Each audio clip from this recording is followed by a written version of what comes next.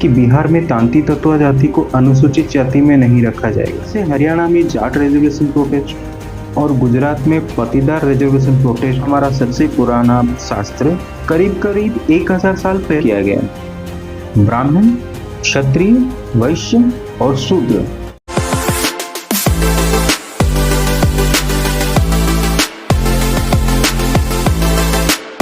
Good morning friends.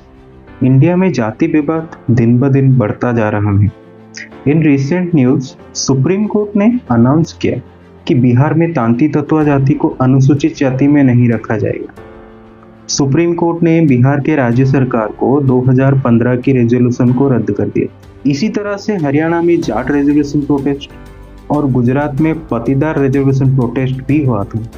ऐसे ही India भर में कास्ट को लेकर कई विवाद होते ही रहते हैं, जिसका ज्यादा फायदा पॉलिटिशियन को मिलता है। They believe in divide and rule. Supreme court resolution में तांती तत्वा जाति को लोअर कास्ट से हटाकर SC/BC कैटेगरी में मिला दिया। ऐसे इस वजह से हुआ कि संविधान की आंक 341 के तहत SC वर्ग की जाति को पार्लियामेंट में ही लिस्ट बना सकता है। राज्य सरकार को इस लिस्ट में ना छेड़छाड़ करने की कोई भी अनुमति था, ना अभी भी है। जब भी हम किसी सब्जेक्ट को उसकी जड़ तक जाना चाहते हैं तो हम हमारे हिस्ट्री को टटोलते हैं।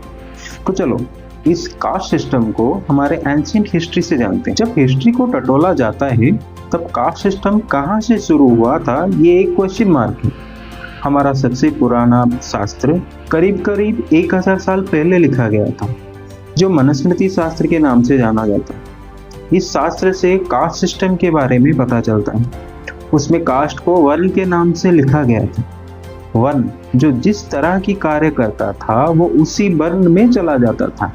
ऐसा नहीं था कि कोई जन्म से उसी वर्ण का माना जाता था। जैसे कि मान लीजिए एक ब्राह्मण का बच्चा चाहिए तो उसकी इच्छा अनुसार क्षत्रिय हो सकता था, वैश्य हो सकता था या शूद्र भी हो सकता। हमारे एंशिएंट हिस्ट्री में वर्ण का मतलब एक ट्राइब, क्लैन या कम्युनिटी को कहा गया। उसे 4 भाग में डिवाइड किया गया: ब्राह्मण, क्षत्रिय, वैश्य और शूद्र। इसी तरह से महाभारत में भी कहा गया है कि मनुष्यों को अपनी गुण अनुसार कार्य करना चाहिए। जो जिसमें निपुण है वो वही कार्य करने से उसका सिद्धि प्राप्त होता है। वैदिक एज तक कास्ट सिस्टम इतना रिजिड नहीं था। वैदिक एज के बाद कास्ट सिस्टम बहुत ज्यादा रिजिड होने लगा। जैसे कि ब्राह्मण जो शास्त्र पढ़ते थे और पूजा पाठ करते थे। उसके बाद आते हैं क्षत्रिय, जो क्षेत्र की सुरक्षा और दायित्व लेते थे, जैसे कि राजा और महाराजा। उसके बाद आते हैं वैश्य, जो कि व्यापार और इकोनॉमी को संभालते थे। और लास्ट में आते थे शूद्र, जो इन्हीं तीनों जातियों का सेवा करते थे, जैसे कि खेत जोतना हो गया, उनके कपड़े धोना हो गया, बाल काटना हो गया। ऐसे कई छोटे मोटे सारे काम वो लोग करते रहते थे। और इन लोगों को गायत्री मंत्र याद करना तो छोड़ो, सुनने तक का वर्जित। ऐसे कास्ट सिस्टम का मतलब क्या, जो हमारे गायत्री मंत्र को उच्चारण भी ना कर सके? आप लोग कमेंट में जरूर बताइए। उसके बाद आते हैं अछूत जाति के लोग, जो इस कैटेगरी से ही बाहर थे। उन्हें छूना तो छोड़ो, आंख उठाकर भी देखने का अशुभ माना जाता था। जब भी वो बाहर निकलते थे हाथ में एक लाठी लेकर निकलते थे, जिसको वो जमीन पे मार मार कर चलते थे। इससे बाकी ऊपर जाति वालों को पता चलता था कि अछूत आ रहा है, और वो लोग सब बातें करते थे कि अरे अछूत आ रहा है, चलो चलो अपना अपना नजर घुमा लो। एंशिएंट हिस्ट्री में सोसाइटी बहुत बड़ा स्ट्रॉन्ग रोल प्ले करता। पर जब देश आजाद हुआ तब संविधान लिखने के लिए डॉक्टर BR आम्बेडकर ने बहुत बड़ा रोल प्ले किया। वो खुद ही एक दलित जाति से बिलोंग करते थे। उन्होंने जातिवाद को उठाने के लिए हिंदुइज्म और मनुस्मृति को ही चैलेंज कर दिया।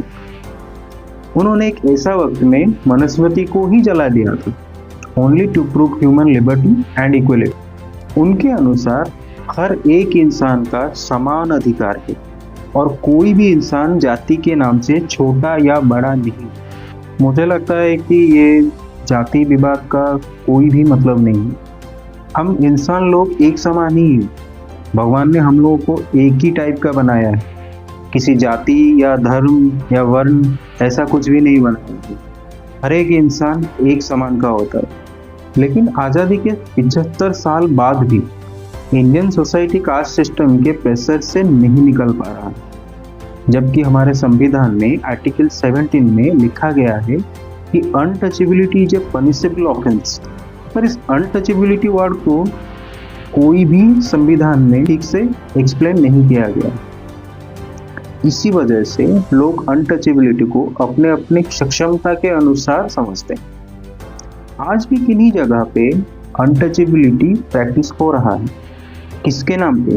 रिलीजन के नाम पे। इन सब से ये पता चलता है कि society needs to be developed. Without society development caste system be like a black whole.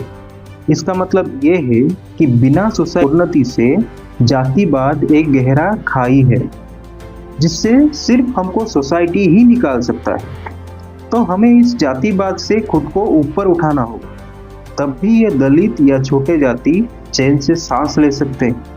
Cause India is a democratic society. Thank you so much. That's it for today, guys. See you soon in a new video with a new topic. Jai Hind.